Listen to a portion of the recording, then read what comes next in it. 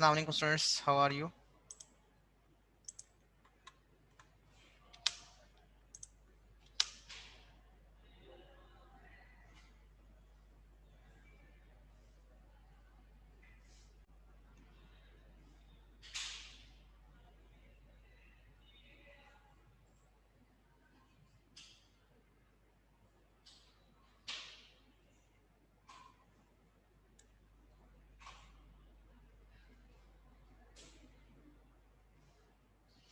अस्सलाम वालेकुम स्टूडेंट्स, आपको आवाज़ आ रही है मेरी? वालेकुम सलाम जी सर, आ रही है। ओके, सो प्रीवियस लेक्चर में किसी का कोई इशू है तो वो डिस्कस कर सकते हैं कि प्रीवियस लेक्चर में उनको कोई प्रॉब्लम आ रहा है तो वो पूछ सकते हैं। या सब ओके है, everything is fine?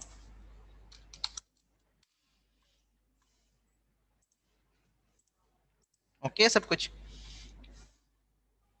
Excuse me sir. जी जी बताएं।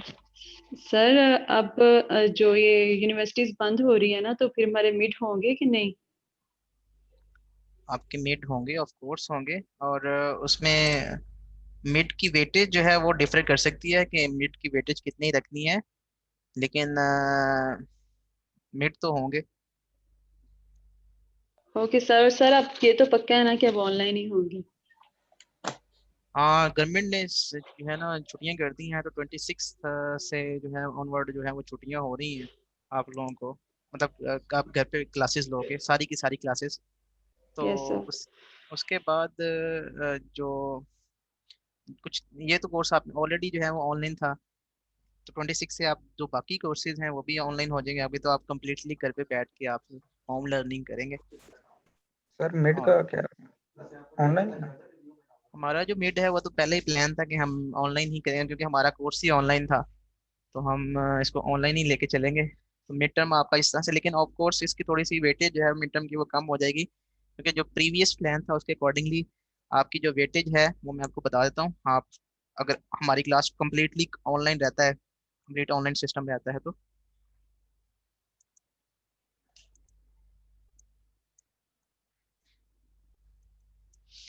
उसमें वेटेज मैं आपको बता देता हूँ।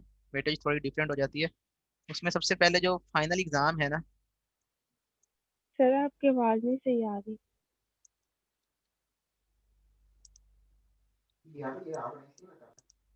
अब आ रही है सही आपको आवाज़?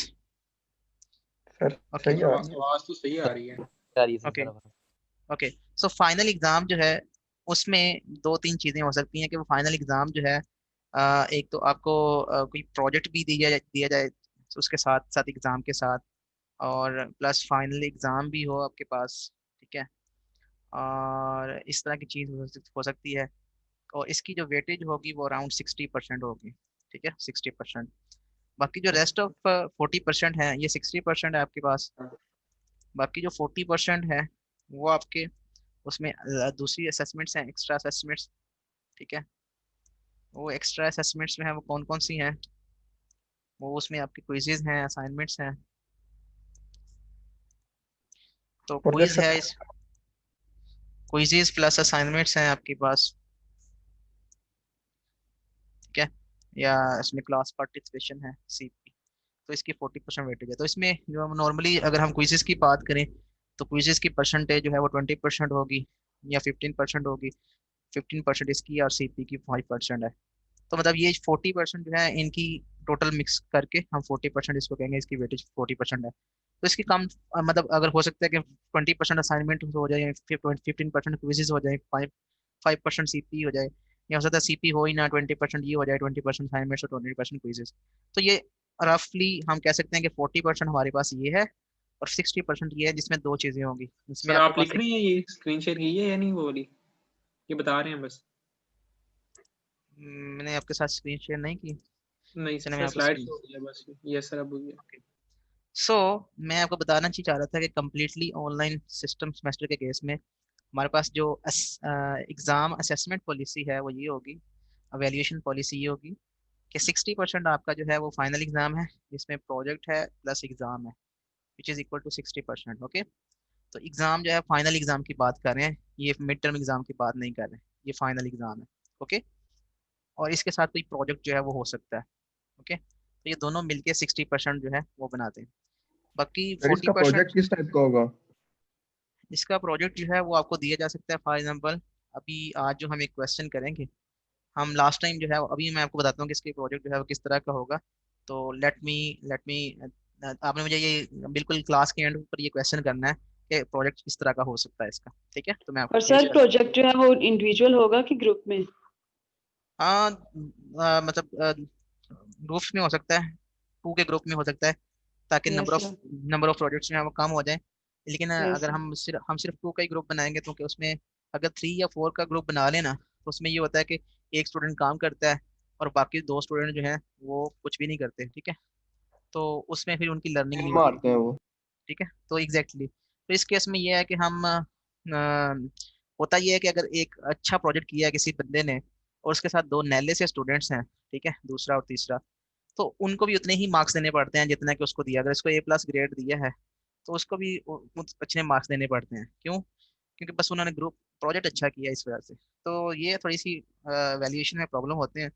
तो इस वजह से मैं 2 का ग्रुप बनाऊंगा। ठीक है, और उनको 2 का ग्रुप इस वजह से ताकि एक बंदा कहीं में फंस जाता है, ठीक है, तो वो दूसरा बंदा उसको हेल्प आउट कर सकते हैं, and so on so fourth. और ओके, सर ग्रुप सो हम अपनी मर्जी से बनाएंगे ना? ऑफ कोर्स आप अपनी मर्जी से ग्रुप बना सकते हो। Yes sir. ठीक है, सो अभी मैं प्रोजेक्ट्स जो हैं वो मैं आपको मैं साथ साथ बताता जाऊंगा कि ये प्रोजेक्ट हो सकता है, ये प्रोजेक्ट हो सकता है। मैंने पता अभी लास्ट टाइम ये किया था कि मैंने ये, एक महीना पहले, 1 मंथ पहले बेसिकली मैंने प्रोजेक्ट्स की लिस्ट जो है वो मैंने शेयर कर दी थी। एक मंथ पहले इस वजह से क्योंकि हमारे पास बहुत सारे कंटेंट्स ऐसे होते हैं जो कि अभी हमने पढ़े नहीं होते। तो जैसे जैसे हम आगे जाएंगे वो कंटेंट्स पढ़ेंगे तो हमारे पास प्रोजेक्ट्स की जो लिस्ट होगी वो एक्सपैंड होती जाएगी। ठीक है, तो जब वो एक्सपैंड होगी तो आपके पास ऑप्शन ज्यादा होंगे, यू हैव मोर चॉइसेस, और आप उनमें से कोई एक पिक कर सकते हो कि अच्छा हम ये काम कर सकते हैं, हम ये काम कर सकते हैं, हम ये काम कर सकते हैं, सो ऑन। तो इस वजह से अभी अभी वो प्रोसेस नहीं आया। अभी चूंकि आपका जो जो सेमेस्टर क्लोज हो रहा है ना, सेमेस्टर क्लोजिंग डेट है Jan 31, 2021, ये सेमेस्टर क्लोजिंग डेट है। तो आपको जो है ना, मैं December 10 से 15 तक मैं आपको जो है वो प्रोजेक्ट असाइन करूंगा, ताकि आपके पास 45 डेज हो एटलीस्ट। ओके, तो आपके पास 1.5 महीना हो गया, 1.5 मंथ्स होंगे आपके पास। उसमें सर आप जो मिड है, नहीं होना? हाँ, अगर जो है ना ये अगर कम्प्लीटली ऑनलाइन हो जाता है जिस तरह से अभी उसी तरफ ही जा रहा है, तो उस केस में पहले प्लान ये था कि मिड आपका जो है वो ऑन कैंपस हो, और उसमें फिर हम उसकी वेटेज जो है वो 30% या 25% रखें।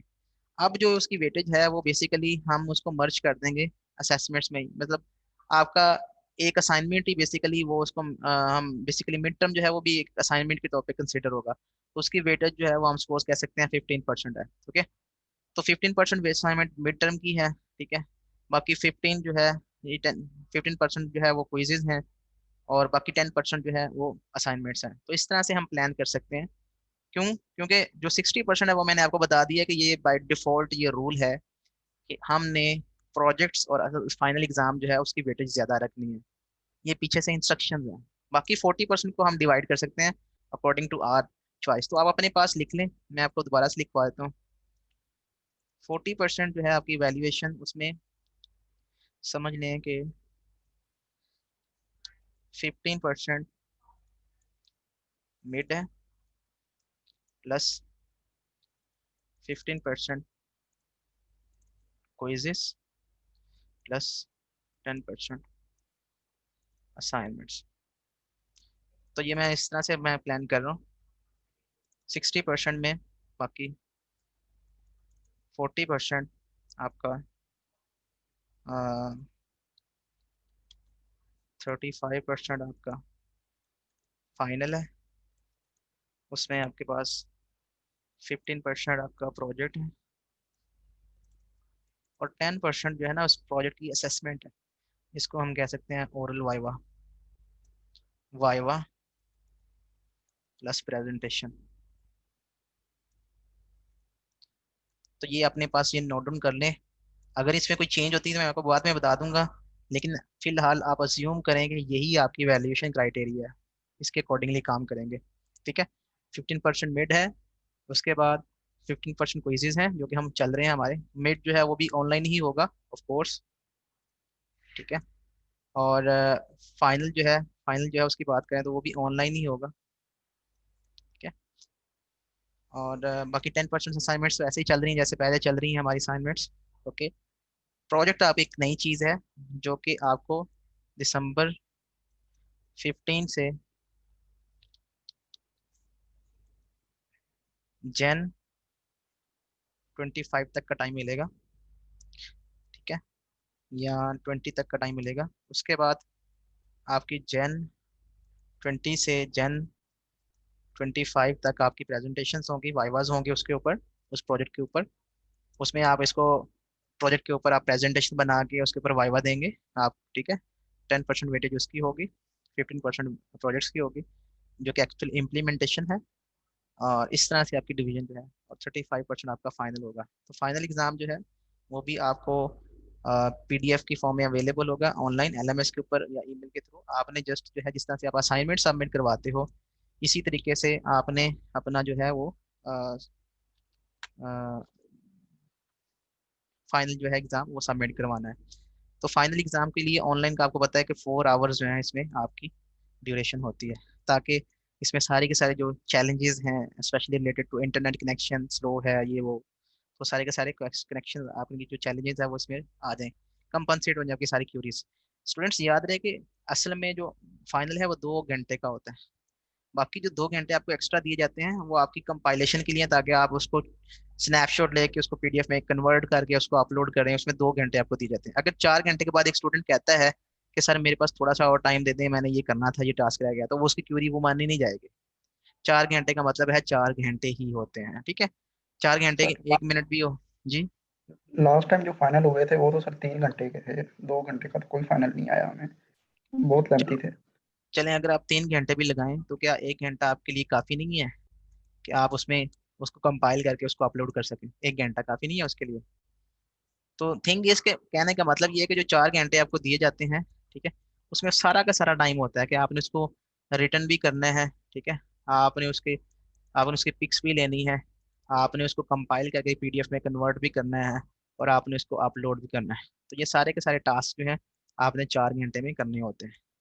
लेकिन मैंने देखा है कि 25% स्टूडेंट्स जो हैं वो नॉर्मली 4 घंटे के बाद जो है वो पेपर सेंड कर रहे होते हैं। प्लीज़ प्लीज़ कहते हैं, प्लीज़ सर ये हो गया, ये हो गया, ये हो गया। This is not good attitude. आपको 3 घंटे में कंप्लीट करके, जैसे आपने कंप्लीट किया फ़ौरन ही अपलोड कर दें 3-15 मिनट में। 4 घंटे का आपने वेट नहीं करना, ओके। सो ये मैंने आपको फाइनल पॉलिसी वैल्यूएशन के बारे में सब कुछ मैंने आपको बता दिया। कोई कन्फ्यूजन है तो आप क्वेश्चन कर सकते हैं, या सारी कन्फ्यूजन आपकी रिमूव हो गई हैं? यस सर ठीक है, thank you. Okay, welcome. Sir जो सो 10% वाइवा या प्रेजेंटेशन होगी वो हमारी प्रोजेक्ट में से होगी? ऑफ कोर्स जो आप प्रोजेक्ट करोगे उसके ऊपर आपने प्रेजेंट करना होगा, तो आप उसके ऊपर प्रेजेंटेशन प्रिपेयर करेंगे। आप एक पीडीएफ फाइल, आप पावर पीपीटी फाइल बनाएंगे, उसके ऊपर पावर पॉइंट स्लाइड्स बनाएंगे, ठीक है। उसके थ्रू आप प्रेजेंट करेंगे, और उसमें ओरल क्वेश्चंस होंगे आपसे कि आपने ये कैसे किया, ये कैसे किया, ताकि वैल्यूएशन आपकी प्रॉपरली हो सके कि वाकई आपने काम किया है या नहीं, okay. So let's start the lecture. आज आज के लेक्चर में हम डिस्कस करते हैं। प्रीवियस लेक्चर में एक क्वेश्चन था, मैंने आपसे पूछा था, मैंने आपको कहा था कि आपने ए एन बी एन ये लैंग्वेज है, इसके लिए आपने डीएफए बनानी है। तो बना लिया था? किसी किसी ने बनाया?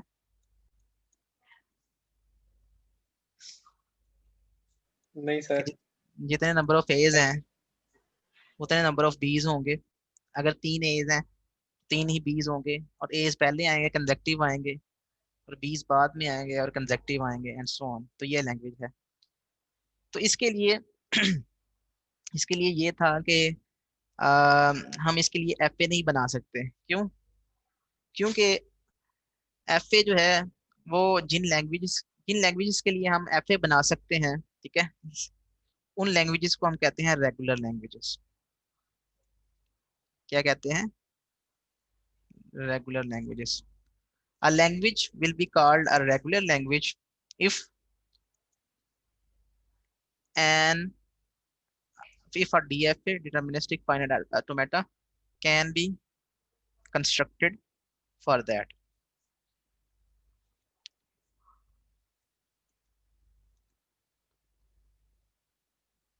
ठीक है, a language is called regular language if a DFA can be constructed for that language. Okay, तो ये रेगुलर लैंग्वेज की डेफिनेशन है। तो इसका मतलब ये है कि कुछ ऐसी लैंग्वेजेस एग्जिस्ट करती हैं जो कि रेगुलर नहीं है। ठीक है, तो हम बेसिकली लैंग्वेजेस को 4 डिफरेंट कैटेगरीज में क्लासिफाई कर सकते हैं। चॉम्स्की एक साइंटिस्ट था जिसने लैंग्वेजेस को 4 डिफरेंट कैटेगरीज में डिवाइड किया। तो पहला कैटेगरी है रेगुलर लैंग्वेज। सर कौन सा साइंटिस्ट? चॉम्स्की।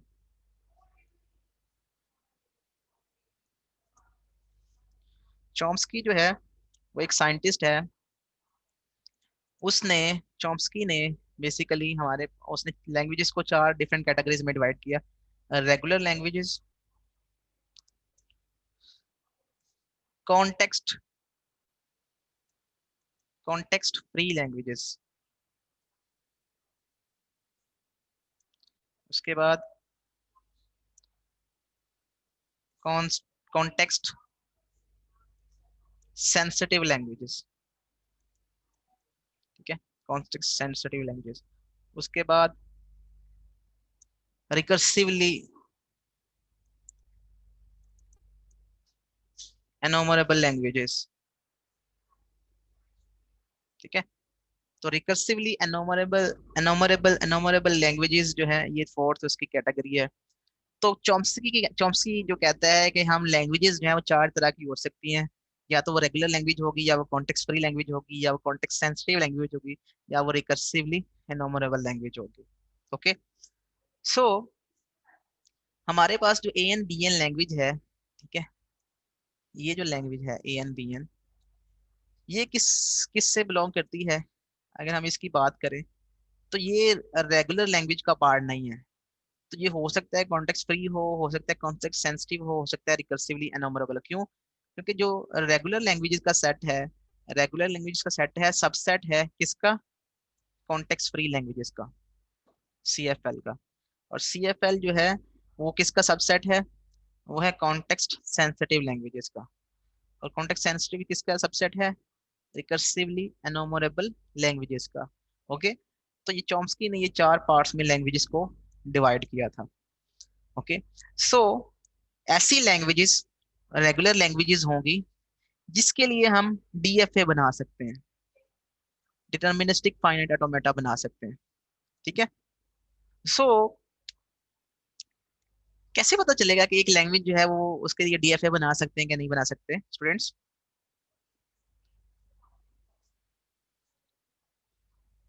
बनाने की कोशिश करेंगे। फॉर एग्जाम्पल, एक लैंग्वेज जिस तरह से ये लैंग्वेज है, तो इसके लिए मैंने DFA बनाने की कोशिश की, मुझसे नहीं बना, मुझसे लैंग्वेज मुझे DFA नहीं बना।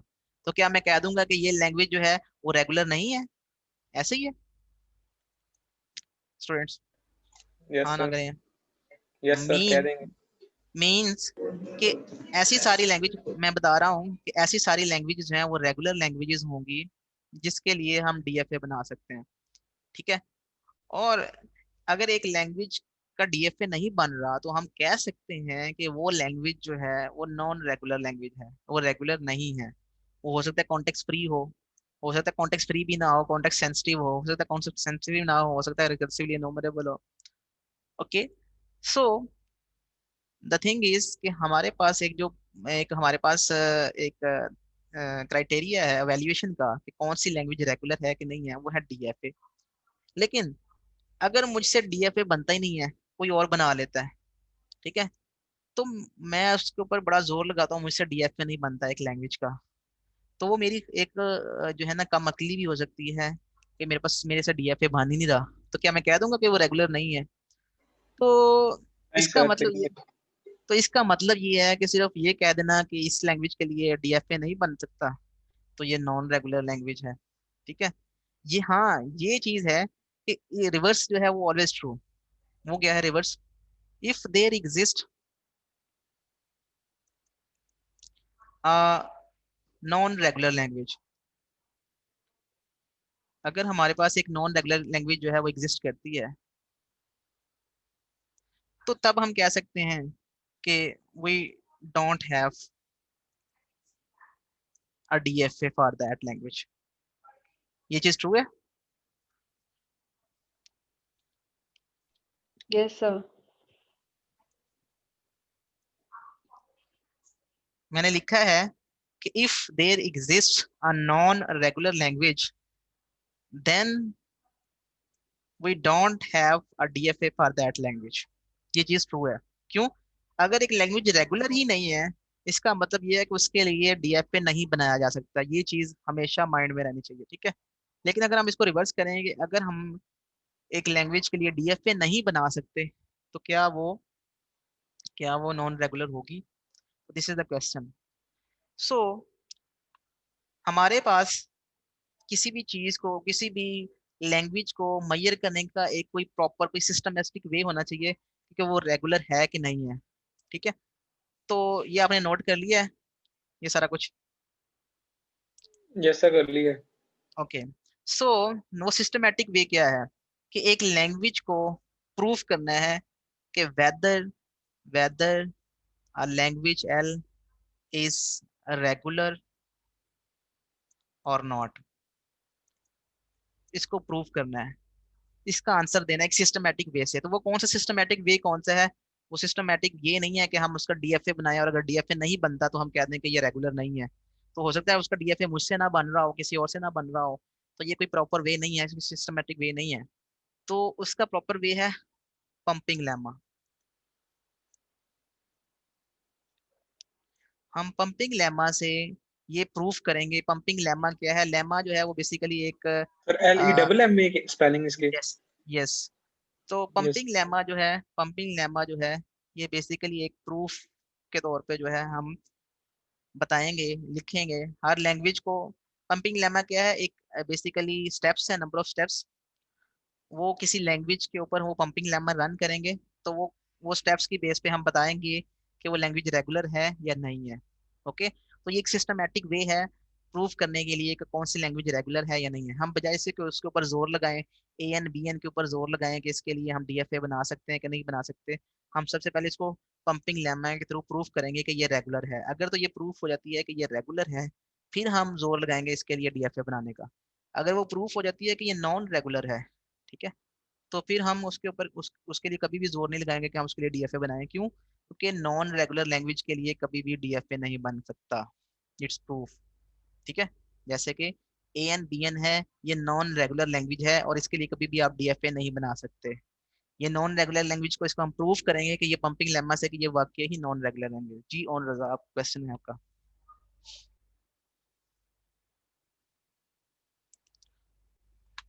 Okay okay. So pumping lemma को डिस्कस करने से पहले लास्ट क्लास में हमारे पास एक क्वेश्चन था कि डीएफए और एनएफए की जो पावर है वो सेम है। डिटर्मिनिस्टिक फाइनाइट ऑटोमेटा और नॉन डिटर्मिनिस्टिक ऑटोमेटा, उसकी पावर सेम है। फॉर एग्जांपल, पावर सेम होने का मतलब ये है कि अगर किसी भी लैंग्वेज एल के लिए डीएफए बनाया जा सकता है तो उसके लिए एनएफए भी बनाया जा सकता है, और अगर उसके लिए एनएफए बनाया जा सकता है तो उसके लिए डीएफए भी बनाया जा सकता है। तो there didn't exist even a single language जिसके लिए एनएफए तो बनाया जा सकता हो लेकिन डीएफए ना बनाया जा सकता हो। तो ऐसी कोई लैंग्वेज जो है वो एग्जिस्ट नहीं करती।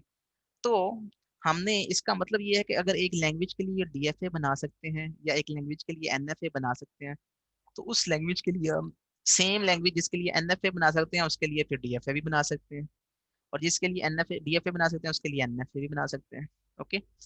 तो ये जो प्रूफ है कि अगर किसी लैंग्वेज के लिए एन डीएफए बना सकते हैं उसके लिए एनएफए भी बना सकते हैं, ये तो सिंपल है, ये तो ट्रिवियल है कि अगर आपके पास डीएफए है, ठीक है, मैं उसके साथ सिंपल क्या करूंगा, मैं कहीं पे नल लगा दूंगा, एज, ठीक है, तो वो डीएफए बन जाएगी। या मैं एक और, अगर आपने पाथ बनाया हुआ है ए बी का, ठीक है, और मैं एक और ए का पाथ निकाल दूंगा यहाँ से, उसको मैं डेड स्टेट पे ले जाऊंगा तो ये एनएफए बन जाएगी। क्यों? क्योंकि एक स्टेट से ए के लिए दो पाथ हैं। तो डीएफए से डीएफए को एनएफए में कन्वर्ट करना ये तो ट्रिवियल है। इसका मतलब क्या है कि डीएफए तो आराम से हम एनएफए में कन्वर्ट कर सकते हैं, ये तो सिंपल है। क्वेश्चन इज कि अगर किसी लैंग्वेज के लिए हम एनएफए बना सकते हैं तो क्या हम उसके लिए डीएफए बना सकते हैं? तो ये क्वेश्चन है। तो यस, क्या एनएफए को हम डीएफए में कन्वर्ट कर सकते हैं? एक लैंग्वेज है, उसके लिए आपने एनएफए बनाया। तो अगर हम उस एनएफए को डीएफए में कन्वर्ट कर लें किसी तरीके से, तो हम कह सकते हैं कि इस लैंग्वेज के लिए हम डीएफए भी बना सकते हैं। तो हेंस वहां से प्रूफ हो जाएगा कि एनएफए की जो पावर है वो डीएफए की पावर के इक्वलेंट ही है। ओके। तो जस्ट इन दोनों में डिफरेंस ये है कि एनएफए जो है, इसमें इसमें आप पैरेललिज्म इंट्रोड्यूस करवा सकते हैं। पैरेललिज्म का मतलब ये होता है कि एल्गोरिदम जिस तरह से आपके पास ब्रांचेस होती हैं, ठीक है, तो अगर आप मल्टी थ्रेडेड एप्लीकेशन अगर आपको पता है, तो शायद उससे ये होगा कि ये वाला जो पाथ है इसको एक्सप्लोर करने के लिए आप एक थ्रेड को ये टास्क दे दें, दूसरे थ्रेड को ये वाला टास्क दे दें, तीसरे थ्रेड को ये वाला टास्क दे दें, चौथे थ्रेड को ये वाला टास्क दे दें। ये ऐसा ही है जैसे कि कभी कोई बच्चा खुदा ना खास्ता गुम जाए, तो अगर एक घर इधर है, ठीक है, और यहाँ पे इस तरह से बाजार हैं, ठीक है, गलियां हैं, ओके, तो आप कहते हो अच्छा ये जो गली है ना, इसमें आप ढूंढो इस वाली गली में, इस गली में एक और बंदे को लगा देते हो, इस गली में और बंदे को लगा देते हो। तो ये है पैरेललिज्म कि वो सारे के सारे साइमल्टेनियसली उस बंदे को, बच्चे को ढूंढना शुरू कर देते हैं। ओके। तो ये है पैरेललिज्म, ठीक है। तो उसमें ये है कि हर जिसको भी बच्चा मिल गया वो कहेगा ठीक है बच्चा मिल गया, तो सब अपने टास्क जो है वो खत्म कर देंगे। क्यों? क्योंकि बच्चा मिल गया, तो सब वापस आ जाएंगे घर पे। ओके। तो इस तरह से बिल्कुल एग्जैक्टली यही एग्जांपल है एनएफए की, कि एनएफए में अगर एक भी पाथ जो है वो एक्सेप्ट कर लेता है उस लैंग्वेज को, ठीक है, उस स्ट्रिंग को एक्सेप्ट कर लेता है, तो इसका मतलब ये है कि वो स्ट्रिंग एक्सेप्टेड है, अदरवाइज वो रिजेक्टेड है। अब रिजेक्टेड तब होगी जब सारे के सारे जो हैं वो फाइंड नहीं कर सकते, बच्चा का तब घूम जाएगा जब ये भी चारों लोग जो हैं जो कि ढूंढ निकले थे, अगर सबके सब फेल हो जाते हैं, तो तब इसका मतलब है कि बच्चा नहीं मिला। अगर किसी एक को भी जो है वो बच्चा मिल जाता है, ठीक है, जो कि गुमा था, तो हम सब हैप्पीली वापस आ जाएंगे। ओके। तो एनएफए जो है वो बेसिकली पैरेललिज्म जो है वो इंट्रोड्यूस करवाती है, इसका बेनिफिट्स पैरेललिज्म है एनएफए का, that is why NFA is different from DFA. ठीक है। सो आज हम डिस्कस करते हैं कि हाउ वी कैन कन्वर्ट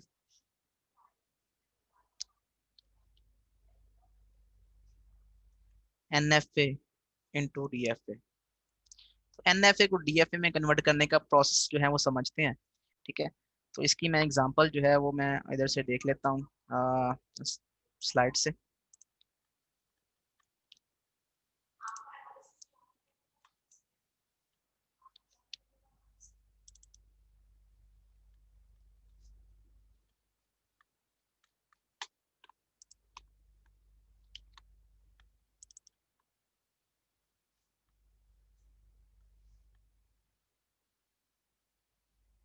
तो स्टूडेंट्स मैं आपके साथ ये स्लाइड शेयर करता हूँ।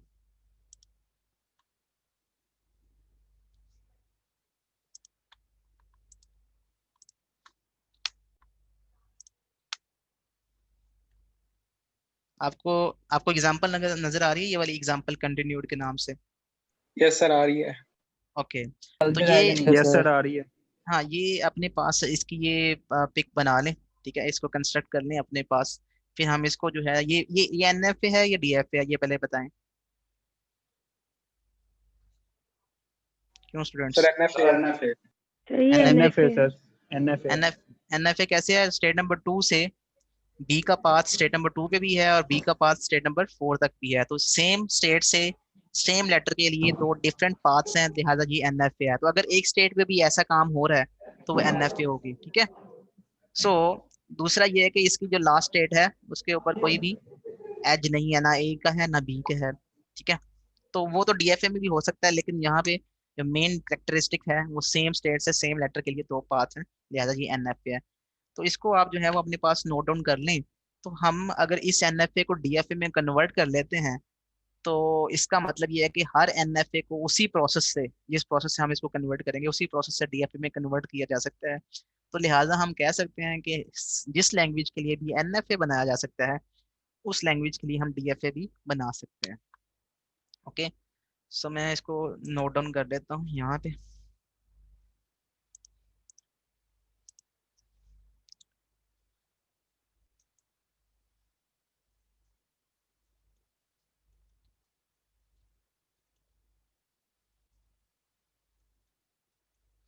तो NFA जो है वो हमारे पास क्या है, NFA मैं यहाँ पे बनाता हूँ। ये स्टेट नंबर 1 है, ये स्टार्टिंग स्टेट है।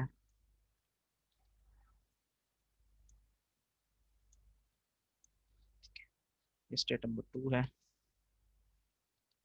ये स्टेट नंबर 3 है। इसको मैं Z1 का नाम दे रहा हूँ, स्टेट को Z1 का। इसको मैं Z2 का नाम दे रहा हूँ, इसको मैं Z3 का नाम दे रहा हूँ। ये स्टेट है हमारे पास Z4, और ये फाइनल स्टेट है। और ये स्टेट है हमारे पास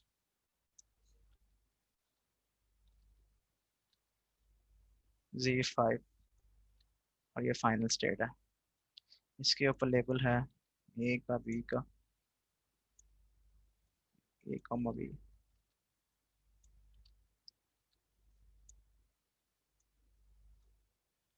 ओके, तो ये मैंने अपने पास नोट डाउन कर लिया जी। हमारे पास NFA है, इसको हमने DFA में कन्वर्ट करना है। तो इसको DFA में कैसे कन्वर्ट कर सकते हैं? तो स्टूडेंट्स, आपने इसको DFA में कैसे कन्वर्ट करना है, आपने सबसे पहले क्या करना है, पहला स्टेप ये है कि आपने पास एक टेबल बनाना है इस तरह से। इस टेबल में जो नंबर ऑफ कॉलम्स हैं वो सबसे पहले ज्यादा इंपॉर्टेंट है कि नंबर ऑफ कॉलम्स कौन कौन से होंगे। कॉलम्स आपने कितने बनाने हैं, ये पहला कॉलम छोड़ के जो दूसरा कॉलम होगा, इसमें आपने देखना है कि अल्फाबेट्स में हमने कितने अल्फाबेट्स यूज किए हैं, A और B। A और B। तो आपने यहाँ पे लिखना है A और यहाँ पे अपने लिखना है B। तो जितने अल्फाबेट्स होंगे इस NFA में, उसके लिए आपने इस तरह से कॉलम एलोकेट कर देने हैं। ओके, तो स्टार्टिंग जो है स्टेट हमारी पास है Z1, ठीक है। तो Z1 जो है वो हमारी स्टार्टिंग स्टेट है, उसको आपने इस तरह से लिख लेना है एक सेट की फॉर्म में कि Z1 हमारा पास सेट है। और ये स्टार्टिंग स्टेट के लिए हम माइनस सिंबल यहाँ पे लिखेंगे, तो ये हमारी स्टार्टिंग स्टेट है। अब आपने क्या करना है, अब आपने ये बताना है कि Z1 से अगर हम A रीड करें तो हम कहाँ पे जा रहे हैं, सर Z2 Z2 के ऊपर। क्या सिर्फ Z2 के ऊपर जा रहे हैं? वाकई ठीक है। तो Z1 से अगर हम A रीड करें तो हम Z2 के ऊपर जा रहे हैं। ओके, और Z1 से अगर हम B रीड करें तो हम कहाँ पे जा रहे हैं, Z3। Z3 पे। ओके, अब हमने नई स्टेट्स कौन सी बनी है, ये बेसिकली यहाँ पे बेसिकली ओल्ड स्टेट्स आएंगी। जो ओल्ड स्टेट्स जो है वो यहाँ पे आएंगी, हमारी जो ओल्ड स्टेट्स होंगी। अब यहाँ पे बेसिकली ये यहाँ पे हमारी न्यू स्टेट्स आएंगी। न्यू स्टेट्स का मतलब ये है, ये एक न्यू स्टेट बन गई है और ये भी एक न्यू स्टेट बन गई। क्यों? क्योंकि ये पहले एग्जिस्ट नहीं करती। ओल्ड स्टेट का मतलब ये है कि यहाँ पे इस कॉलम में जो भी स्टेट्स आती जाएंगी वो ओल्ड होती जाएंगी। तो इसको बेसिकली Z2 जो है वो एक नई स्टेट बन गई है, तो Z2 को आप यहाँ पे लिखेंगे, ठीक है। और ये Z3 जो है एक नई स्टेट बन गई है, जितनी भी नई स्टेट्स बनेगी आप उसको यहाँ पे लिखेंगे, उसके लिए नई रो एलोकेट होगी। आप मुझे ये बताएं कि Z2 के ऊपर अगर हम Z2 से A रीड करें तो हम कहाँ पे जा रहे हैं, ये है Z2। Z2 से A रीड करें तो हम कहाँ पे जा रहे हैं, Z2 पे ही रहते हैं। Z2 पे ही रहते हैं। ओके ओके, सो अगर Z2 से हम D रीड करें तो कहाँ पे जा रहे हैं, Z2 पे भी रहते हैं और Z4 पे भी जाते हैं। Z4 पे भी जाते हैं और Z2 पे। तो आप दोनों लिखेंगे यहाँ पे, Z2 भी जाते हैं कॉमा Z4, ठीक है। सो उसके बाद Z3 आया। क्या कोई नई स्टेट बनी है, न्यू स्टेट बनी है? Z4। Z4। नहीं नहीं, बेसिकली न्यू सेट देखना है आपने, क्या न्यू सेट बना है। Z2 हमने ऑलरेडी लिखा हुआ था, ये है Z2, ठीक है। ये पुरानी ही स्टेट Z4 है। बनाया नया। हाँ जी, नहीं आपने पूरा का पूरा सेट देखना है, ये एक सेट जो है एक न्यू सेट है। तो आपने इसको इधर लिख लेना है, आपने Z2 कॉमा Z4, ये आपने कंप्लीट सेट यहाँ पे लिखना है। ओके, अब आपने फिल करना है Z3 वाला रो। Z3 से अगर आप A रीड करें तो आप कहाँ पे जाते हैं, Z3 से अगर आप A रीड करें तो Z3 आप और Z5। Z3 और Z5। ओके, तो ये है Z3 और Z5। ओके ओके, सो Z3 से अगर आप D रीड करें तो आप कहाँ पे जाते हो, Z3 पे ही रहते हो। ओके, तो कोई नई स्टेट बनी है, यस ये हमारे पास एक नई स्टेट बनी है। क्यों? कि Z3 तो हमारे पास ऑलरेडी हमने वो देख लिया है, वो यहाँ पे बनी हुई थी। Z3 जो है वो ये स्टेट बनी है Z3, Z5।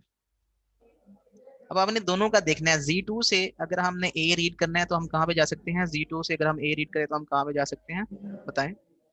Z2 से A रीड करें तो हम Z2 पे ही रहते हैं, ठीक है, एक तो ये। जी और सर। Z4 से अगर A रीड करें तो कहाँ पे जा रहे हैं? कहीं पे भी नहीं जा फोर रहे, से उसका पाथ ही नहीं है, नहीं ठीक है, जा उसका रहे। पाथ नहीं है। तो इसका मतलब ये है कि हम यहाँ पे Z2 ही लिखेंगे। ओके, अब हम Z2 से अगर आप B रीड करें तो कहाँ पे जा रहे हैं? G2 पे ही रहते हैं और Z4 Z2 Z4 फोर पे, पे भी तो जाते यही हैं। Z2 और Z4 आएगा। और Z4 से अगर आप B रीड करते हैं तो कहाँ पे जा रहे हैं? कहीं पे भी नहीं जा रहे, Z4 कहीं से पे B भी रीड नहीं। करके। तो ये बेसिकली यहाँ पे ये सेट कंप्लीट हो जाएगा। तो क्या ये एक नई स्टेट है Z2 Z4? नहीं, ये Z2 Z4 ये रहा, तो ये एक नई स्टेट नहीं है। तो आपने इसको फिनिश कर देना यहाँ पे।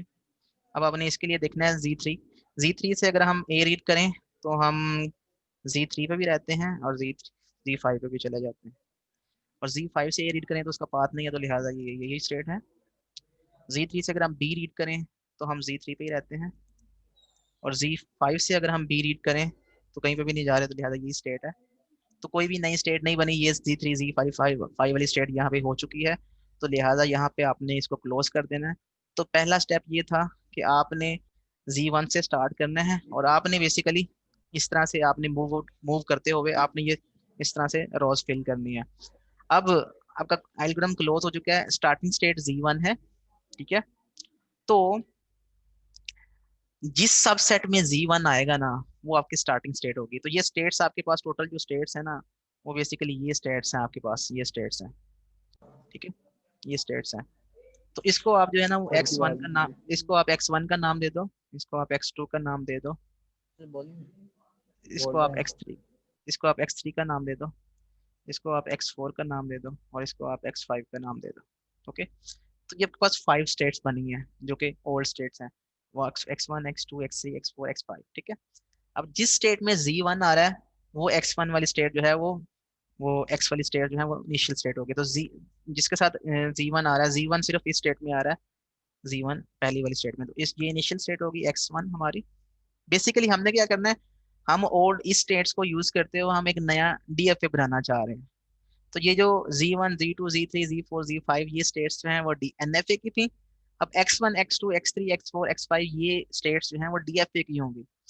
तो जिसमें Z4 आ रहा होगा और जिसमें Z5 आ रहा होगा, इनमें से कोई एक भी आएगा तो वो हमारी फाइनल स्टेट होगी। तो Z4 यहाँ पे आ रहा है तो x4 हमारी फाइनल स्टेट होगी, और Z5 हमारा इसमें आ रहा है तो x5 हमारी फाइनल स्टेट होगी। तो अब मैं आपको कन्वर्ट करने जा रहा हूँ, बेसिकली आप सर इसकी रिप्रेजेंट, सर ये एक दफा दोबारा रिपीट कर दें, ये जो आप बता रहे थे इनिशियल स्टेज और फाइनल वाला। बेसिकली जो ओल्ड स्टेट्स हैं आपने उसको न्यू लेबलिंग करनी है विद सिंगल डिजिट। सिंगल मतलब ये पूरा एक सेट था, तो सेट को आप रिप्रेजेंट करने की बजाय आप इसको एक सिंगल लेबल कर दें x4 के नाम से। तो मैंने इस पहले सेट को x1 से लेबल कर दिया, दूसरे सेट को x2 से लेबल कर दिया, तीसरे सेट को x3 से लेबल कर दिया, चौथे सेट को x4 से लेबल कर दिया, और पांचवें सेट को x5 से लेबल कर दिया। अब इन ये बेसिकली स्टेट्स के लेबल हैं, जिस तरह से ये स्टेट्स है ना x Z4 Z5। तो ये Z जो है स्टेट्स ये NFA की स्टेट्स हैं, और X जो स्टेट्स होंगी ये DFA की स्टेट्स होंगी। अब इनमें से कौन सी स्टेट इनिशियल है, कौन सी फाइनल है, x1 क्या है, इनिशियल है कि नहीं है? तो अगर अ, वो अगर उसमें Z1 आ रहा है, ये देखना Z1 यहाँ पे देखने के इनिशियल स्टेट है, तो Z1 जिस जिस हमारे पास स्टेट में आएगा, जिस जिस सेट में आएगा वो इनिशियल स्टेट होगी। तो Z1 सिर्फ एक ही सेट में आ रहा है यहाँ पे, तो x1 लिहाजा इनिशियल स्टेट होगी। अब यहाँ पे Z4 जो है वो फाइनल स्टेट थी, और Z5 जो है वो फाइनल स्टेट थी। तो Z4 और Z5 जहाँ पे भी आएगा, यहाँ पे आ रहा है Z4, तो ये सेट जो है इसको जिससे भी हमने लेबल किया ये फाइनल स्टेट होगी। और Z5 यहाँ पे आ रहा है, ये भी फाइनल स्टेट है, तो इसको भी हम x5 को भी हम फाइनल स्टेट कंसिडर करेंगे। तो ये आपने इस तरह से देखना है। ओके, अब आपने 5 स्टेट्स बना लेनी है। स्टेट्स आपने किस तरह से बनानी है, x1 x2 x3 x4 x5। तो सबसे पहले आपने x1 जो है वो स्टेट बनानी है, तो मैं यहाँ पे बना रहा हूँ x1 स्टेट। ये हमारी इनिशियल स्टेट है x1। x1 से अगर हम A रीड करें, इनको भी आपने लेबल कर लेना है। Z2 को हमने लेबल किया है x2 के नाम से, और Z3 को हमने लेबल किया है X3 के नाम से। ठीक है, तो ये हमारे पास X2 है। इसको थोड़ा सा अगर आप ब्रॉड करके दिखेंगे तो आप इसको बाद में आराम से लेबल कर सकते हैं। Z2 Z4 को हम कह रहे हैं X4, और Z3 Z5 को हम कह रहे हैं X5, और ये हमारे पास है X3, ये है हमारे पास X2, ये है हमारे पास X4, ये है हमारे पास X5, और ये है हमारे पास X3। इस तरह से लेबलिंग करेंगे तो आपको बहुत इजी रहेगा। वो कैसे? इनिशियल स्टेट आपने X1 से स्टार्ट करनी है। X1 हमारे पास इनिशियल स्टेट है, ठीक है। X1 से A रीड करें तो आप कौन से X पे जा रहे हैं बता सकते हैं आप जी? X1 से A रीड करें तो आप कहाँ पे जा रहे हैं, कौन सी स्टेट पे जा रहे हैं? X2 में X2 पे। X2 पे। तो आप यहाँ पे X2 की स्टेट बनाएंगे तो X1 से A रीड करके आप X2 पे जा रहे हैं। X1 से अगर आप B रीड करें तो आप कौन सी स्टेट पे जा रहे हैं? X3 X3 पे। तो आप बेसिकली X1 से अगर आप B रीड करेंगे तो X3 पे जा रहे हैं। तो X3 एक नई स्टेट है, ठीक है। तो X3 यहाँ पे आ गया। अब आपने X2 से अगर आपने A रीड करें तो आप कौन सी स्टेट पे जा रहे हैं? X2 पे ही। X2 पे जा रहे X2 से अगर आप A रीड करें तो आप X2 पे ही रहेंगे। और अगर आप X2 से अगर मुझे आप भी यही लग रहा था इसमें B रीड करें ये तो B जो है X4 ना पे जा। ये आगे चला जाएगा। ओके, तो X2 से अगर आप B रीड करें तो आप X4 पे जा रहे हैं। तो X2 से अगर आप B रीड करें तो आप X4 पे जा रहे हैं। X2 से B रीड करके हम X4 पे चले गए, ठीक है।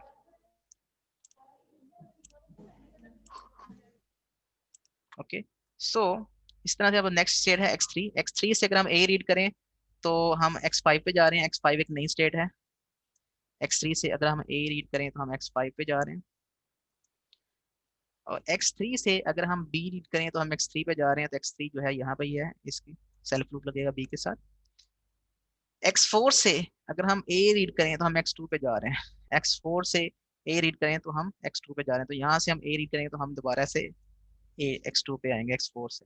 और X4 से अगर हम B रीड करें तो X4 पे रहते हैं, तो एक लूप लगेगा यहाँ पे B का।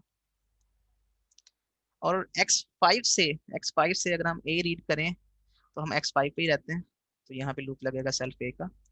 और X5 से अगर हम B रीड करें तो हम X3 पे जा रहे हैं, तो हम एक लूप लगेगा रिवर्स लूप B का यहाँ पे। तो स्टूडेंट्स, क्या ये DFA है?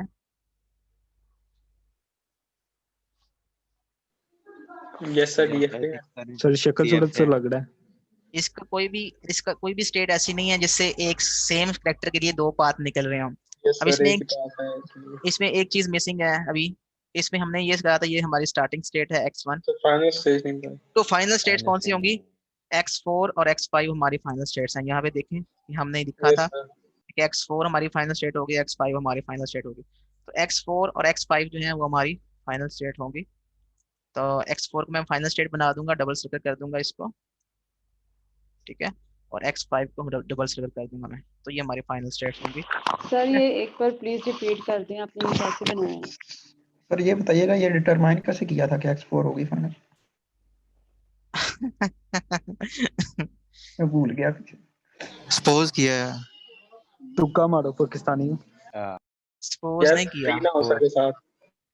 सपोज इसमें कुछ नहीं किया। ये एक पूरा स्ट्रेट फॉरवर्ड एक मेथड अप्लाई किया है। सर NFA में बताया हुआ फाइनल स्टेज मेरे पास। ये NFA में बताया हुआ है कि इसमें फाइनल स्टेट्स कौन सी है। इसमें वो कह रहा था कि Z4 जो है वो हमारी फाइनल स्टेट है। ये Z4 हमारी फाइनल स्टेट है, वो बता रहा है यहाँ पे।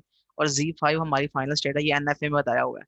अब मैंने आपको बताया था कि जिस सेट में Z4 आ रहा होगा, जो कि यहाँ पे आ रहा है, ठीक है, जिस सेट में Z4 आ रहा होगा या जिस सेट में Z5 आ रहा होगा, वो सेट फाइनल सेट होंगे, ठीक है। तो X5 हमने इसको लेबल किया था, इस सेट को अपने फाइनल बना देना। और इस सेट को हमने X4 से लेबल किया था, तो इस सेट को फाइनल बना देना। क्यों? क्योंकि इसमें Z4 आ रहा है और Z4 फाइनल स्टेट है। तो ये आपने इस चीज को बस सामने रखना है और कुछ भी नहीं है इसमें, ठीक है। तो जब आपने ये टेबल बना लिया, ठीक है, तो आप टेबल को किस तरह से कंस्ट्रक्ट करेंगे? कंस्ट्रक्ट इस तरह से करेंगे, सबसे पहले आप X1 क्रिएट करेंगे। तो X1 जो है वो मैं दोबारा से क्रिएट कर देता हूँ कि आपने X1 जो है वो क्रिएट किया इस तरह से। और आपने इसको इनिशियल स्टेट बनाना। क्यों? क्योंकि इसके ऊपर माइनस का सिंबल लगा हुआ है। तो जिसके ऊपर माइनस का सिंबल लगा हुआ वो इनिशियल स्टेट होगी, तो इसको आपने इनिशियल स्टेट बनाना है। उसके बाद आपने देखना है कि X1 से, ठीक है, अगर आप X1 से अगर आप ए रीड करते हैं तो आप कौन सी स्टेट पे जाते हैं, ये वो खाना है, बता रहा है आपको, कहता है कि x2 पे चले जाएं आप। तो मैं x1 से ए रीड करके x2 पे चला गया, क्योंकि x2 अभी बनी नहीं थी तो x2 मुझे नहीं बनानी पड़ेगी, तो मैं यहाँ पे ए लिख दूंगा, सिंपल। फिर मुझे वो बताएगा कि x2 से अगर आपने b रीड करना है तो आप कहाँ पे जाएंगे, x3 के ऊपर, ये x3 के ऊपर जा रहा है। तो x1 से अगर आप मैं b रीड करूँ तो मैं x3 पे जाऊंगा, क्यों x3 नहीं थी, मैं बना ली, मैंने नई स्टेट बना ली। तो अभी तक मेरा ये पहली पहली रो को चलाने के बाद मेरे पास ये कंडीशन, ये वाली डी एफ ए आ गई। उसके बाद है x2। ये x2 जो है वो कहता है कि ए रीड करें तो आप जा रहे हैं x2 के ऊपर ही, तो x2 से ए रीड करें तो x2 पे, x2 एक नई स्टेट नहीं है क्योंकि x2 एग्जिस्ट करती है, तो हम सेल्फ लूप लगा देंगे ये। उसके बाद x2 से वो कहता है कि अगर आप x2 से b रीड करते हो तो आप यहाँ पे जाते हो x4 के ऊपर, तो x4 नई स्टेट बनेगी क्योंकि x4 एग्जिस्ट नहीं करती, तो x4 यहाँ पे बनेगी x4। और x2 से अगर हम b रीड करते हैं तो x4 पे जाते हैं, तो इसको कनेक्ट कर दिया मैंने। उसके बाद ये वाली लाइन भी खत्म हो गई, रो खत्म हो गई। उसके बाद हम बात करते हैं x3 की। x3 जो है वो कहता है कि अगर आप इससे a रीड करें, x3 से a रीड करें तो आप जाते हो x5 के ऊपर। तो x5 नई स्टेट नहीं है, उसको नया बनाना पड़ेगा, x5 यहाँ पे बनाई। x3 से a रीड करें तो हम x5 पे जाते हैं। उसके बाद x3 से अगर हम b रीड करें तो हम जाते हैं x3 के ऊपर ही, तो सेल्फ लूप लगेगा b का ऐसे। ये भी लॉग खत्म हो गई। उसके बाद x4 है, x4 से अगर हम a रीड करें तो हम x2 पे जाते हैं, x4 से a रीड करें तो x2 पे जाते हैं, x2 एग्जिस्ट करती है पहले ही, तो लेबल लगा देंगे सिंपल। x4 से अगर हम b रीड करें, ये वाला b है, तो हम x4 पे ही रहते हैं, तो यहाँ पे एक सेल्फ लूप लगेगा, x4 से b रीड करके x4 पे ही रहेंगे। उसके बाद ये भी रो खत्म हो गई। फिर नेक्स्ट रो है x5 की। x5 ये रहा, x5 से a रीड करें तो हम कहाँ पे आते हैं, x5 के ऊपर, तो सेल्फ लूप लगेगा a का। x5 से अगर हम b रीड करें तो हम यहाँ पे जाते हैं x3 के ऊपर, x5 से b रीड करके x3 पे जाना है, तो x5 से b रीड करके x3 पे चले गए, सिंपल। तो ये मैंने स्टेट्स बना दिया। अब इनिशियल स्टेट का तो पता था, ये इनिशियल स्टेट है, फाइनल कौन सी है, तो फाइनल का बताने के लिए x4 और x5 जो है ये फाइनल स्टेट्स हैं, तो इसको भी फाइनल कर देना है, इसको भी फाइनल कर देना है। ये हमारी स्टार्टिंग स्टेट है, इसको माइनस लगा दिया यहाँ पे आपने, सिंपल। तो ये आपकी N F A D F A complete हो गई। ये प्रोसेस था N F A to D F A conversion का, ठीक है। सो ये क्या किया आपने, एन एफ ए को डी एफ ए में कन्वर्ट कर लिया। अब सिंपल, जो स्ट्रिंग ये एक्सेप्ट करेगा ना एन एफ ए, वो स्ट्रिंग ये डी एफ ए भी एक्सेप्ट करना चाहिए, ठीक है। अगर तो हर चीज स्मूथ हो रही है, सारी की सारी स्ट्रिंग जो कि एन एफ एक्सेप्ट कर रही है वो डी एफ ए भी एक्सेप्ट कर रही है, और सारी की सारी स्ट्रिंग्स जो कि एन एफ ए रिजेक्ट कर रही है वो डी एफ ए भी रिजेक्ट कर रही है, तो इसका मतलब ये है कि एन एफ ए जो है वो डी एफ ए के इक्विवेलेंट है, और हर एन एफ ए को इसी प्रोसेस के तहत हम डी एफ ए में कन्वर्ट कर सकते हैं। तो this is very important lecture कि आपने एन एफ ए को डी एफ ए में कैसे कन्वर्ट करना है, ये आपको प्रोसेस पूरा आना चाहिए। इसकी मैं एग्जांपल आपको देता हूँ, आप उसके ऊपर एग्जांपल रन करें, और आपको कोई भी इशू आता है तो आप मुझे ये बताएं। मैं यहाँ पे एक छोटी सी एग्जांपल जो है वो बना देता हूँ, तो आप उसको एनएफए में कन्वर्ट डीएफए में कन्वर्ट करें। तो ये छोटी सी मैं बना रहा हूँ, बिल्कुल मिनिमल।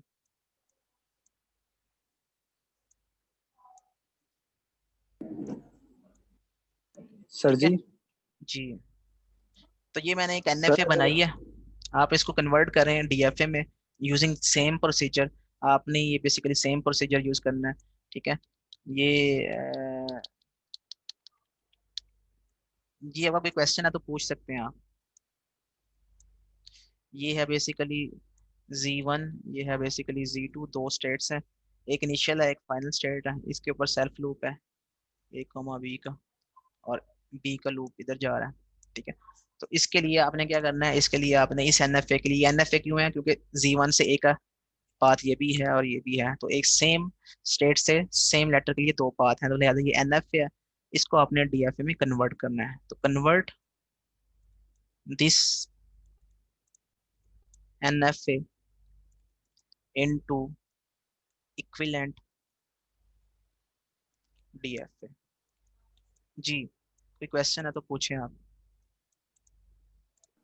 सर ये जैसे NFA टू DFA हो रहा है तो DFA टू NFA भी हो सकता है। डीएफए टू एनएफए, अब एक डीएफए को एनएफए बनाना कितना का मुश्किल काम होता है। अब बेसिकली होता ये है कि हर एनएफए की ना एक स्पेसिफिक एक या दो डीएफए बन सकती हैं सेम, ठीक है। लेकिन रिवर्स जो प्रोसीजर है ना वो इनफिनिट है कि एक डीएफए की बहुत सारी एनएफए बन सकती हैं, ठीक है। तो वो हम बेसिकली बेसिकली उस तरफ जाना ही नहीं जा रहे हैं, वो तो ट्रिवियल है। हम कह रहे हैं कि इट इज ट्रिवियल, ये प्रूव करने की जरूरत ही नहीं है कि हर बेसिकली हम कहते हैं कि हर डीएफए जो है वो एनएफए ही है। क्या ये क्या ये डीएफए में बनाता हूँ, क्या मैं कहूँ कि ये बेसिकली एनएफए है, तो आपका आंसर क्या होगा? फॉर एग्जांपल मैं अगर ये पूछूं कि क्या ये एनएफए है, तो आपका आंसर क्या होगा? इसके बारे में पूछ रहा हूँ, यस और नो। NFA भी है। ये एनएफए भी है, तो ये by by definition it is true कि उसमें हमने एनएफए में कहा है कि सेम स्टेट से सेम लेटर के लिए एक से ज्यादा पाथ हो सकते हैं, जरूरी नहीं कि हो सकते हैं। जैसे कि हम Z1 से A का पाथ सिर्फ एक ही है, ये देखें Z1 से A का पाथ एक ही है। तो जरूरी नहीं है कि हर स्टेट से हर लेटर के लिए एक से ज्यादा पाथ हों, लेकिन हो सकते हैं। अगर नहीं भी हैं तो फिर भी चल जाता है काम। तो इसका मतलब है कि ये जो हमारे पास ये डीएफए है, it is it is an NFA as well. इसको हम एनएफए कह सकते हैं क्योंकि ये एनएफए है, ये उसकी सारी की सारी डेफिनेशंस के ऊपर प्रॉपर पूरा उतर रहा है, ठीक है। तो उसमें एनएफए में हमने कहा था कि फाइनाइट नंबर ऑफ स्टेट्स होती हैं, तो इसमें फाइनाइट नंबर ऑफ स्टेट्स हैं, दो स्टेट्स हैं इसमें। उसमें स्टार्टिंग स्टेट एक होगी, ये एक है स्टेट। उसमें एक या उसमें जीरो या जीरो से ज्यादा फाइनल स्टेट्स हो सकती हैं, तो इसमें जीरो या जीरो से ज्यादा फाइनल स्टेट्स हैं, ठीक है। और उसमें सेम स्टेट से सेम लेटर के लिए मल्टीपल पाथ हो सकते हैं, तो हो सकते हैं, ठीक है, वो इसको भी वायलेट नहीं कर रहा। फिर ट्रांजिशन एज के ऊपर सिर्फ एक करेक्टर होगा, तो एक करेक्टर ही है। तो all the rules are followed by NFA. और इसमें एनएफए मैंने आपको बताया था कि एनएफए बेसिकली है क्या, ये डीएफए प्लस नल है। इसमें हम नल से भी लेबल कर सकते हैं।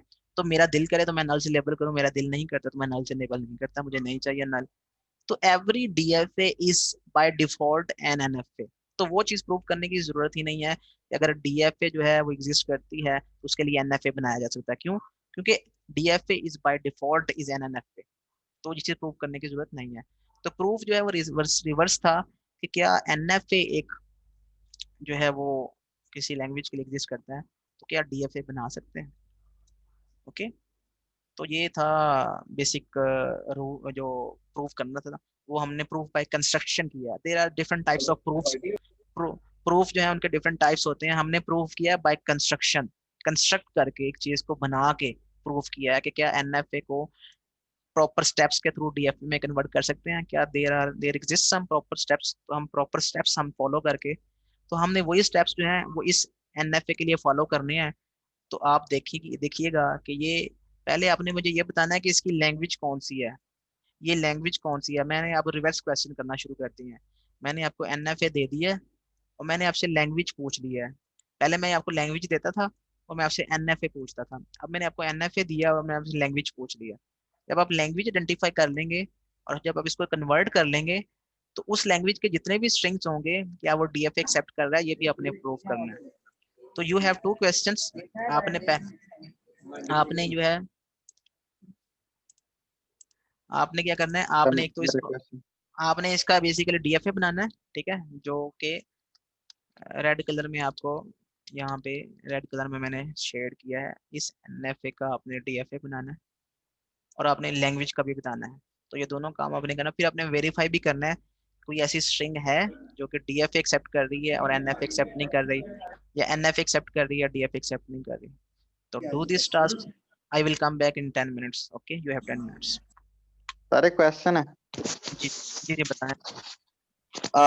सर ये अगर क्या कहते हैं बी के कॉलम में Z1 की लाइन में जब हम जाएंगे तो सर उसके अंदर Z का उस इटसेल्फ Z1 और Z2 दोनों पे आएंगे एक सेट में। बी की कॉलम के लिए बात कर रहा हूँ। ये तो मैंने अभी बताया कि आपको कि हम बेसिकली इस तरह से जब कॉलम बनाएंगे एक जी और सर मैं बस एक के लिए पूछ रहा हूँ, बाकी जी, बना बाकी रह क्या गया, बस एक जैसे के लिए और कुछ भी नहीं है। Z1 के ऊपर जब हम बी रीड करेंगे तो बी रीड करके ठीक है हम Z1 Z1 और पे भी आ Z2 सकते हैं, दोनों आ Z2 पे आ सकते हैं, तो यहाँ पे दोनों आएंगे। जाए। Z1 और Z2। ठीक है।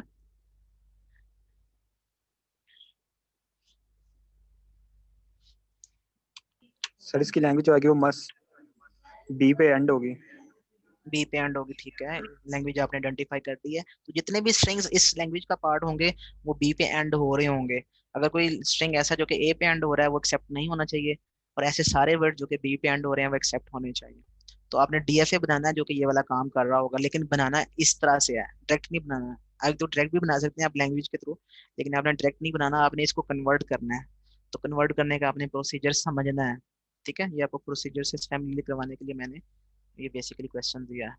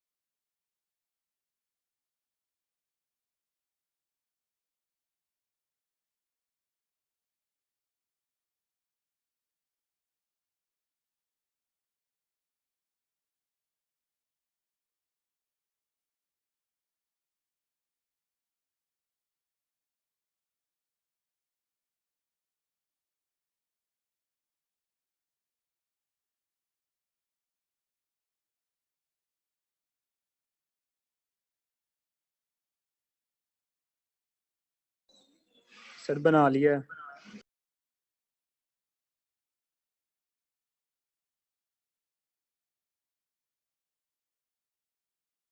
हो गया सर।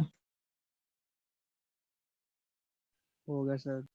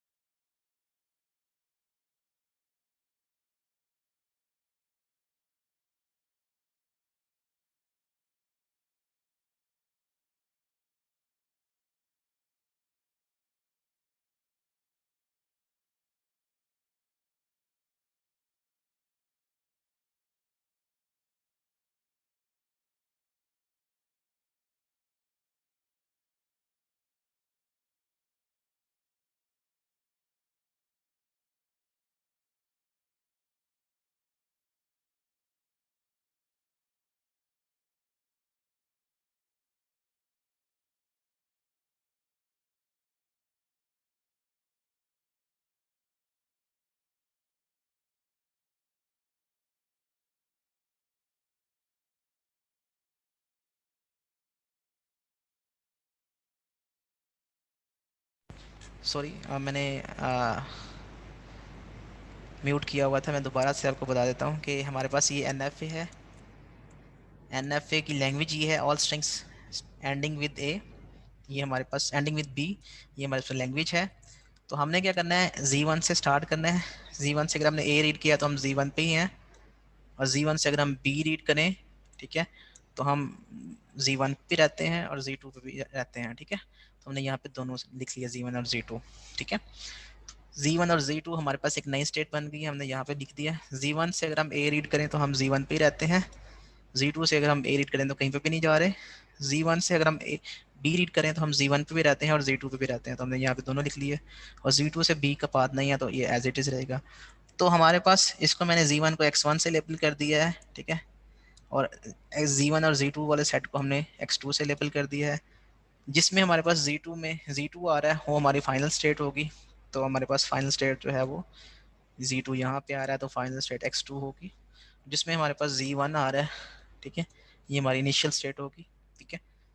तो इनिशियल स्टेट में सिंपल आपने ये देखना है जिसमें सिर्फ Z1 आ रहा है, ठीक है। तो इनिशियल स्टेट को आपने देखना है, देखें इसमें आपने Z1 इसमें भी आ रहा है हमारे पास।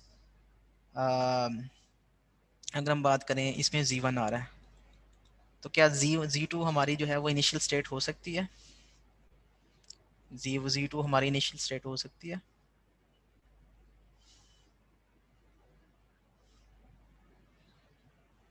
तो आपने ये चीज़ कंसीडर करनी है कि जिसमें सिर्फ Z1 आ रहा है, सिर्फ वही हमारी इनिशियल स्टेट होगी।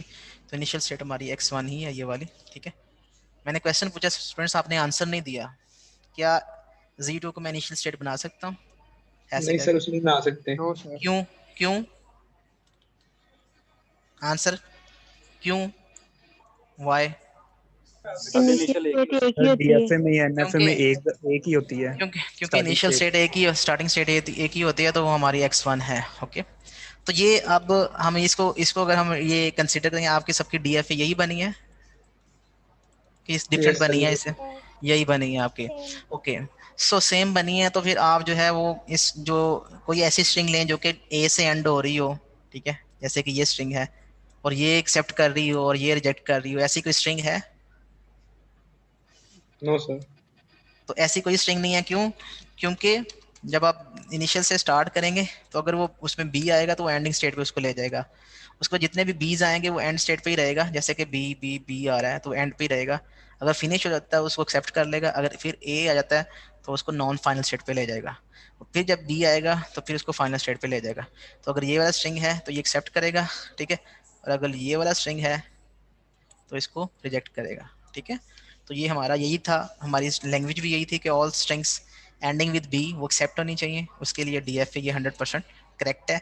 तो दिस इसका मतलब ये है कि every NFA can be converted into equivalent DFA, और उसका एक प्रॉपर प्रोसीजर है, वो प्रोसीजर हमने लर्न कर लिया है, ठीक है। और इसी से ही हमने नेक्स्ट जो भी क्वेश्चंस होंगे वो सॉल्व करने हैं इस तरह से। जी सर मेरा नेट डिस्कनेक्ट हो गया था, आप बस यहाँ से प्लीज काइंडली बता देंगे कि ये जो आपने DFA क्रिएट किया है इस टेबल से, सर वो कैसे क्रिएट किया है? ओके, मैं दोबारा से आपको बता देता हूँ। आपने क्या करना है, सबसे पहले आपने जितनी भी ये ओल्ड स्टेट्स हैं ना, बेसिकली ये हमारी सारी ओल्ड स्टेट्स हैं, ये वाली। तो ओल्ड स्टेट्स को आपने लेबल कर देना है। वो आपने लेबल कर दिया X1 X2। ये चूंकि इसमें Z1 आ रहा है तो ये इनिशियल स्टेट होगी, और इसमें Z2 आ रहा है तो ये हमारी फाइनल स्टेट होगी। तो आपने सबसे पहले इनिशियल स्टेट से स्टार्ट करना है। X1 से आपने स्टार्ट किया, इसको अपने इनिशियल बनाना है। X1 से अगर हम A रीड करें तो हम यहाँ पे जा रहे हैं, बेसिकली दिस इज X1। तो X1 से A रीड करके हम इधर ही रह रहे हैं, A रीड करके। और X1 से अगर हम B रीड करें तो हम इधर आ रहे हैं, विच इज़ X2। तो X1 से अगर आप B रीड करें तो आप कहाँ पे जा रहे हैं? X2 के ऊपर, ओके। अब X2 की बारी आ गई। X2 से अगर हम A रीड करें तो हम आ रहे हैं X1 के ऊपर। X2 से अगर हम A रीड करें तो हम X1 के ऊपर जा रहे हैं, तो ये वाला स्टार आप लेबल लगा दें। X2 से अगर आप B रीड करो तो आप कहाँ पे आ रहे हो? X2 के ऊपर। X2 से अगर आप B रीड करो तो आप X2 पे ही रहते हैं, ओके, सॉरी।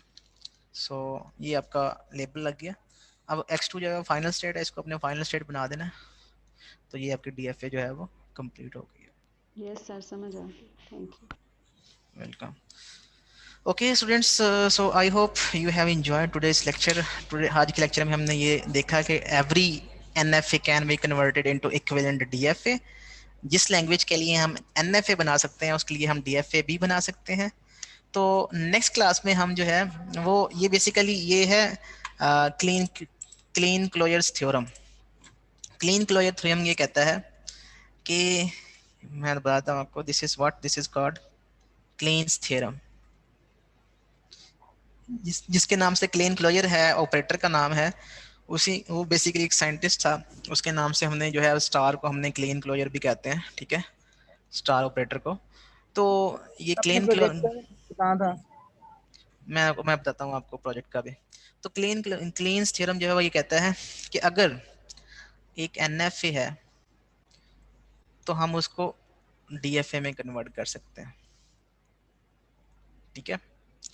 और इस तरह से वो कहता है कि जो RE की पावर है वो भी सेम है एज कम्पेयर्ड जैसे कि NFA है और DFA है।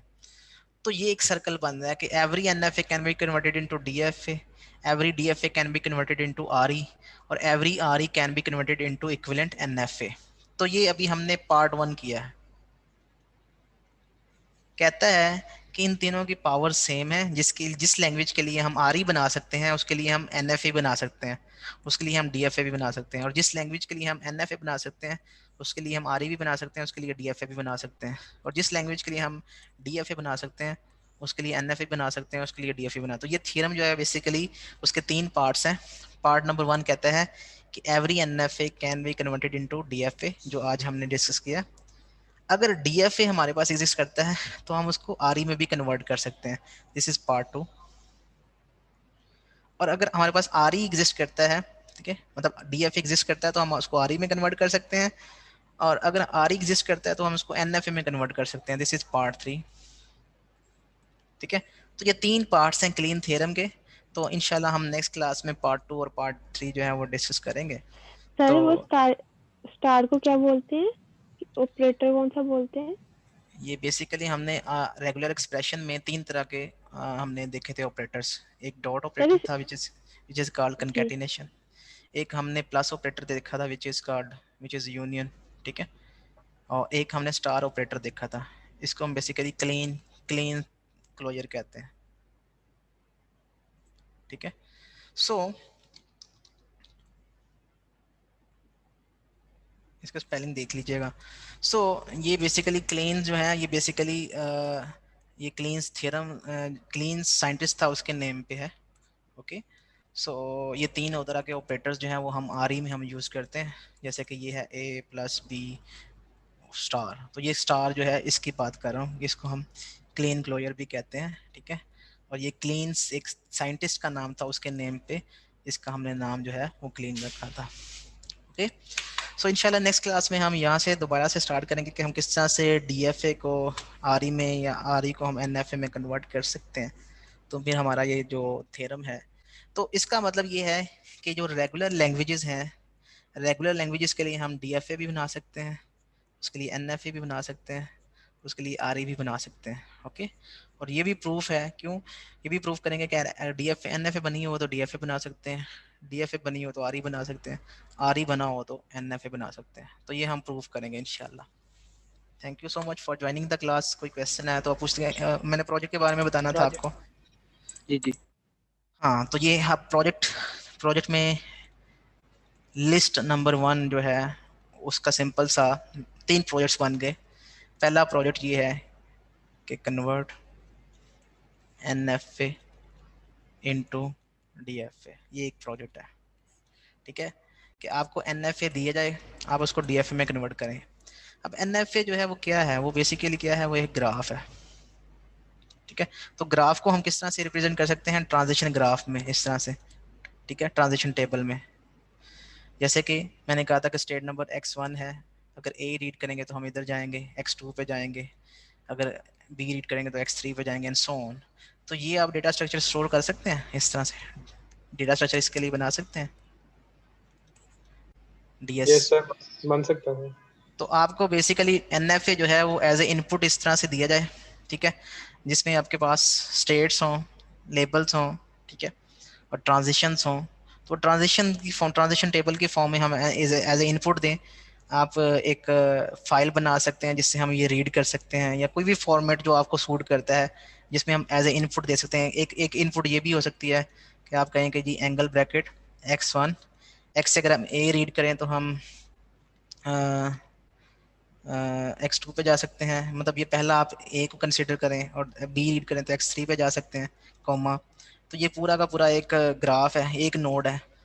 x2 से की बात करें तो x2 से अगर हम a रीड करें तो x4 पे जा सकते हैं, और b रीड करें तो x5 पे जा सकते हैं। तो दिस इज अनदर जो है ना ये टेक्सोनॉमी, आप इस तरह से इसको एक और वे से आप इसको स्टोर कर सकते हैं एज ए इनपुट। तो वट एवर द मीनिंग्स, आप प्रोग्रामिंग लैंग्वेज में इसको किस तरह से सॉल्व करते हैं NFA को। NFA आपको इनपुट दी जाए और आप आउटपुट कर दें DFA, सिंपल। तो ये आपका सर प्रोग्राम, कोडिंग करनी है?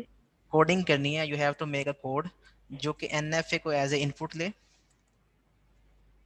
और आपका एल्गोरिदम होगा जो कि आपने लिखा होगा, जो कि जिसके स्टेप्स यही होंगे जो कि परफॉर्म किए हैं, और आपने उसको आउटपुट करनी है DFA। तो आपने एक प्रोग्राम लिखना है, you have to make an algorithm, एक प्रोग्राम लिखना है जो कि NFA एज ए इनपुट ले और DFA एज ए आउटपुट करे, बस दैट्स इट उसका ये। तो दिस इज वन प्रोजेक्ट। तो इंशाल्लाह इस तरह से हम आगे जो है वो प्रोजेक्ट्स जैसे जैसे आते जाएंगे मैं आपको बताता जाऊंगा। तो इस तरह से हम इसको सॉल्व कर सकते हैं। तो जिसने ये लेना है वो मुझे, मैं एक लिस्ट बना देता हूँ, उसमें मैं उनको असाइन कर देता हूँ, तो वो इस तरह से प्रोजेक्ट्स करते जाएंगे। हो सकता है कि आगे प्रोजेक्ट्स बहुत इजी आए, या हो सकता है इससे ज़्यादा मुश्किल हो जाए, या इसी का लेवल रहे इस तरह से। तो इट्स अप टू यू कि आप वेट करना चाहते हो या काम स्टार्ट करना चाहते हो, whatever you want to do. Sir एक प्रोजेक्ट एक से ज़्यादा ग्रुप कर सकते हैं? हाँ, लेकिन वो नंबर ऑफ प्रोजेक्ट्स के ऊपर डिपेंड करता है कि अगर फॉर एग्जांपल मेरे पास जो स्ट्रेंथ है स्टूडेंट्स की वो है 50 या 54। तो अगर मेरे पास 50 भी लगाए स्टूडेंट्स तो मेरे पास 25 ग्रुप्स होंगे। तो अगर मेरे पास 10 प्रोजेक्ट्स हैं, 10 से 12 प्रोजेक्ट्स कर लें आप, तो एक प्रोजेक्ट जो है वो बेसिकली मैक्सिमम 2 ग्रुप्स को असाइन किया जा सकता है। ओके, तो same project can be taken by 2 groups at max. Okay, तो ये है सीन कि बेसिकली मैं एक लिस्ट बनाऊंगा जिसमें हमारे पास कोई एटलीस्ट 15 के करीब प्रोजेक्ट्स होंगे, और ज़रूरी नहीं है कि आप उस लिस्ट में से ही प्रोजेक्ट जो है वो चूज़ करें। आप अपनी मर्जी से भी मुझे प्रपोज कर सकते हैं, सर हमने ये नहीं, हमने ये करना है, तो ठीक है आप वो कर लें, इट्स अप टू यू। लेकिन अभी तक जो हमने चीज़ें देखी हैं उसमें सिंपल एक तो चीज़ ये है कि अभी मैंने आपको ये बताया। अब दूसरा प्रोजेक्ट क्या हो सकता है? दूसरा प्रोजेक्ट ये हो सकता है कन्वर्ट DFA इंटू RE। तीसरा प्रोजेक्ट क्या हो सकता है? Convert RE into NFA। तो ये इस तरह से प्रोजेक्ट्स निकलते आएंगे। तो 3 इस तरह से प्रोजेक्ट्स आ जाएंगे। उसके बाद हम एक और प्रोजेक्ट जो है वो मैं बताता हूँ कि जिस तरह से एक लैंग्वेज दी जाएगी, तो पंपिंग लेमा भी एक, उसके भी कुछ स्टेप्स हैं, वो स्टेप्स रन करेंगे और बता देंगे कि ये रेगुलर है कि नहीं है। ओके, तो ये चौथा प्रोजेक्ट है। तो इस तरह से प्रोजेक्ट्स आते जाएंगे इंशाल्लाह। आगे जैसे ही हम 2 वीक्स और पढ़ेंगे तो आपको आइडिया हो जाएगा बेटर कौन कौन से प्रोजेक्ट्स हैं। तो आप उसके ऊपर 1 मंथ लगा के उसको सॉल्व करें। इतना ज़्यादा टास्क नहीं है 1 मंथ में, एक्स्ट्रा वैसे ही आपको टाइम दे रहा हूँ ताकि आपको जब भी फिजिबल लगे तो आप उसको सॉल्व कर सको। Students, okay, thank you so much for sir joining the class. जी, अगर किसी ने ये इसको चूज करना हो तो वो आपको आज मेल कर दे? अभी तो मैंने लिस्ट नहीं बनाई, तो आप मुझे ईमेल कर दो तो मैं उसमें लिस्ट बना के आपका नाम ऐड कर देता हूँ। Okay sir. सर यूनिवर्सिटी बंद होगी? जी, यूनिवर्सिटी बंद हो या ना हो, हमारा कोर्स तो वैसे ऑनलाइन है, लेकिन आप लोगों के लिए मतलब ये है कि 26 से ऑनवर्ड यूनिवर्सिटी क्लोज हो जाएगी आप लोगों के लिए। जहाँ तक मुझे लगता है अभी ईमेल नहीं आई, लेकिन आ जाएगी। सर आपको नहीं होंगी?